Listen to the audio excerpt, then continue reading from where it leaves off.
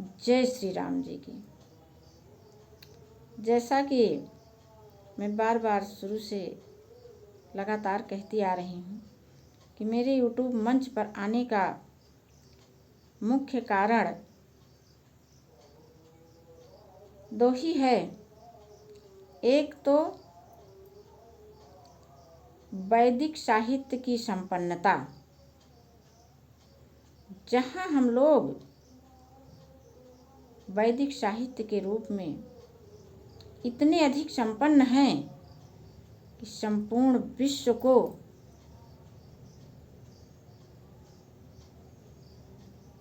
विश्व का आध्यात्मिक रूपांतरण कर सकते हैं, लेकिन इसके बाद भी हम अपने घर में भी कोई बदलाव नहीं कर पा रहे हैं। लाख समस्याएं झेल रहे हैं, लेकिन किसी बदलाव के बारे में हम नहीं सोच पा रहे हैं। होता क्या है, सिर्फ समस्या समस्या समस्या हमको दिखती है। हम इतना ज़्यादा उससे घिर जाते हैं कि उसके बदलाव के बारे में सोच ही नहीं पाते। ऐसा हमारे दिमाग में नहीं आता है कि क्या इसका भी कोई उपचार हो सकता है। उसका उपचार जब कि सिर्फ और सिर्फ हमारे मन के विचार हैं।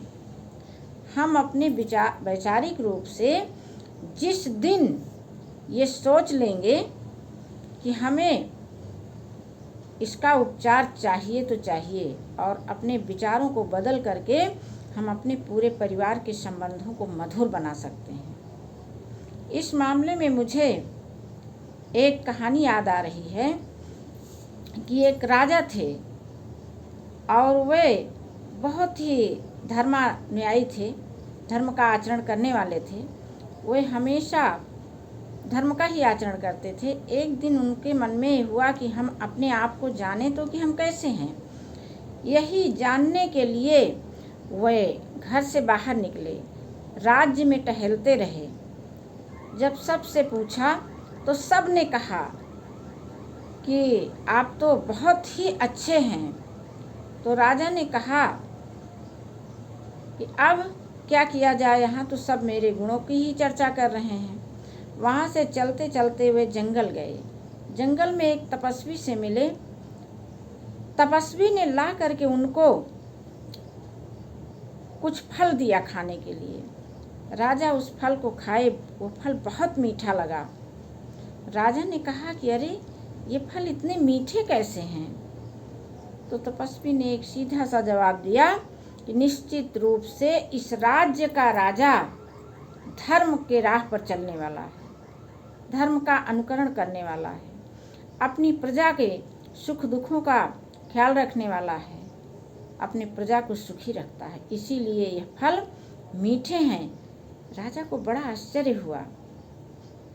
उन्होंने कहा कि क्या आचरण का इतना बड़ा प्रभाव पड़ता है वनस्पतियों पर भी, पेड़ पौधे फल फूल पर। तपस्वी ने कहा निश्चित रूप से। अब राजा के मन में बड़ा कौतूहल हुआ। तपस्वी ने कहा कि जिस दिन यहाँ का राजा अन्यायी हो जाएगा, उस दिन ये फल सारे के सारे कड़वे हो जाएंगे। अब राजा को अपने आप को परखने की बड़ी जिज्ञासा हुई।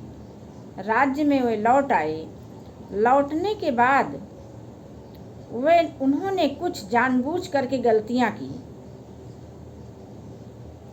और एक वर्ष बाद जब वहां पर गए तो देखा कि फिर वही तपस्वी ने वही फल ला करके दिए, और इस बार वे फल मीठे नहीं लगे। अब राजा को पता चल गया कि किस प्रकार व्यवहार का प्रभाव मानो संपूर्ण वनस्पतियों पर ही नहीं, जितने जीव सजीव हैं सब पर पड़ता है। क्योंकि सिद्धांत ये कहता है कि जो आज निर्जीव है वही कल सजीव होता है, जो सजीव है वो निर्जीव होता है, निर्जीव सजीव में बदल रहा है, सजीव निर्जीव में बदल रहा है। तो हमारे आचरण का प्रभाव संपूर्ण पदार्थ पर पड़ता है। तो क्या हमारे आचरण का प्रभाव अपने परिवार में नहीं पड़ेगा, अपने परिजनों में नहीं पड़ेगा, अपने भाइयों पर नहीं पड़ेगा? तो हम अपने ही व्यवहार को तो बदल करके देखें। हम तो लगातार ये आशा करते हैं कि मेरे सामने वाला बदले। नहीं, ये आशा हमारी बिल्कुल निरर्थक है। आइए हम सब अपने व्यवहार को बदल करके अपने पूरे परिवार को सुखी रखें और स्वयं भी सुखी हो जाएं। होता क्या है, हम अपने परिवार में अपने परिजनों के दुर्गुणों को ही याद तो करते हैं। जिस दिन उनके गुण को हम याद करने लगेंगे, उस दिन हमारा मन जो है अकेले में भी मुस्कुरा उठेगा। एक बार खुद ही याद करके देख लो ना, मेरी बात का भरोसा मत करो। जब आप भाई भाई, जिन दो भाइयों में बिल्कुल अनबन हो और वे मेरी बात सुन रहे हों, तो चले जाओ अपने बचपन में, और वहाँ पर जब तुम्हारे बड़े भाई ने तुम्हारे साथ कुछ अच्छा काम किया था, तुम्हारे छोटे भाई ने तुम्हारे साथ कुछ अच्छा काम किया था, याद करो। अरे एकदम से मन खिल जाता है फूल की भांति। बस यही वो क्षण होता है आपके घर को वैकुंठ बनाने वाला, स्वर्ग बनाने वाला। हम स्वयं जिम्मेदार हैं अपने घर को स्वर्ग और नर्क बनाने के लिए। तो आइए क्यों ना अपनी सोच में एक छोटा सा परिवर्तन करके अपने घर को हम स्वर्ग बनाएं।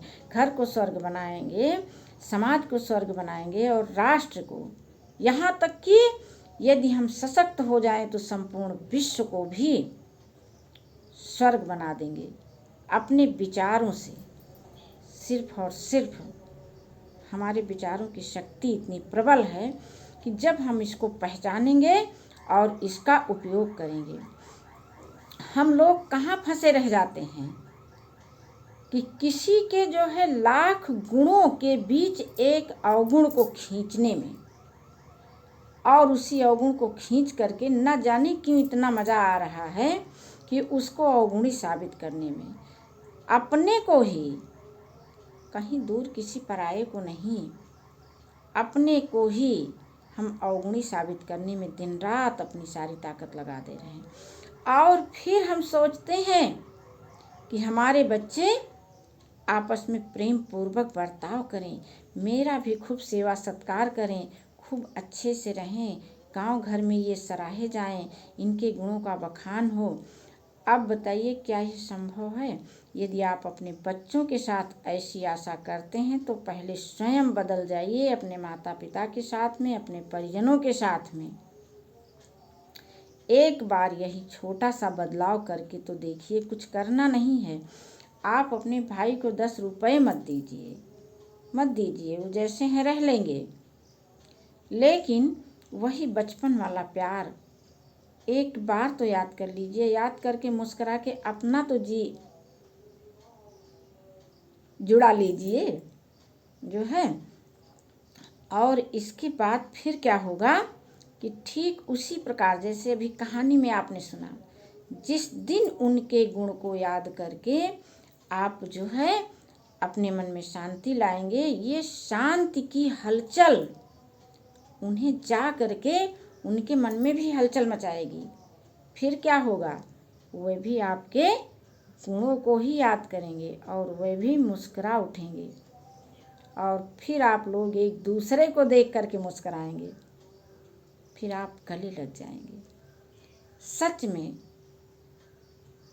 मुझे उसी दिन का इंतज़ार है, और चाहे मेरा जीवन जाए अब, लेकिन मैं अपना ये प्रयास निरंतर हर दिन करती रहूँगी, क्योंकि मुझे पता है कि ये कितना सस्ता है प्रेम करना और कितना कठिन है बैर करना।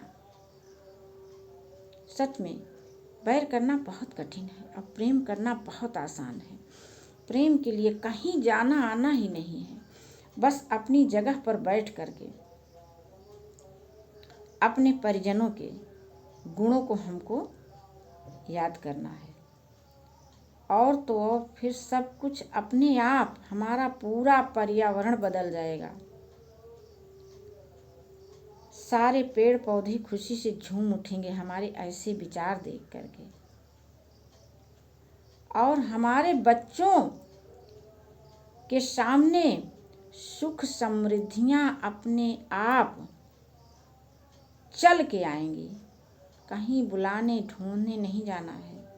अरे भाई, एक बार मेरी बात सुन समझ लो, या मुझे ही समझा दो कि ये ठीक नहीं है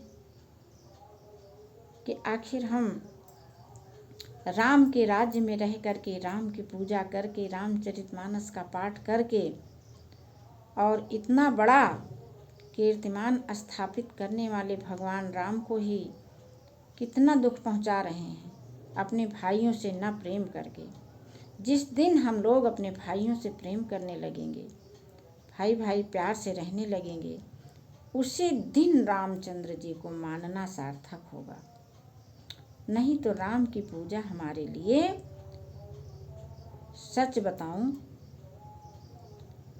कुछ ज़्यादा न हो जाएगा कि लज्जा का विषय है। इधर राम की इतनी बड़ी पूजा करके अब अपने भाई को हम कितना परेशान कर रहे हैं। और ताज्जुब इस बात का है कि हम मानते ही नहीं कि हमने अपने भाई को परेशान किया है। अब इसका आकलन ऐसे लगाइए कि आखिर वह भाई मेरी बड़ाई कर रहा है जिसकी मैं बुराई कर रहा हूँ, वो भी तो हमारी बुराई ही कर रहा है। हम दोनों बराबर हैं और बराबरी करनी ही है। तो फिर आप प्रेम करिए, आपका भाई भी निश्चित रूप से आपसे प्रेम करने लगेगा। आज बस इतना ही। जय श्री राम जी की।